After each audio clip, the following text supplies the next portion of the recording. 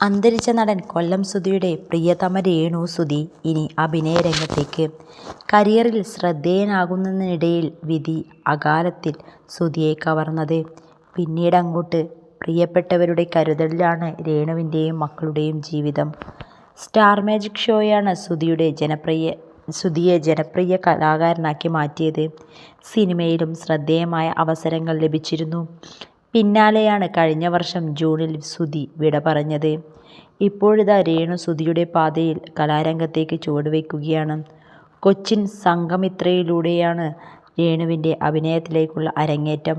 പുതിയ നാടകമായ ഇരട്ട നഗരത്തിൽ കോളേജ് വിദ്യാർത്ഥിനിയായിട്ടാണ് രേണു എത്തുന്നത്. ആഗസ്റ്റ് ആദ്യവാരം നാടകം പ്രദർശനത്തിനെത്തും. സ്കൂൾ പഠനകാലത്ത് നാടകങ്ങളിൽ സജീവമായിരുന്നു രേണു. അടുത്തിടെ മ്യൂസിക് വീഡിയോയിലും രേണു പ്രത്യക്ഷപ്പെട്ടിരുന്നു. 2017 മെയ്യിലാണ് സുധിയും രേണുവും വിവാഹിതരായത്. സുധിയുടെ ആദ്യ വിവാഹത്തിലെ മകൻ രാഹുലും രേണുവിനൊപ്പമാണ്. സോഷ്യലിടത്തും രേണു സജീവമാണ്. സന്തോഷ നിമിഷങ്ങളെല്ലാം സോഷ്യലിടത്ത് പങ്കുവയ്ക്കാറുണ്ട്.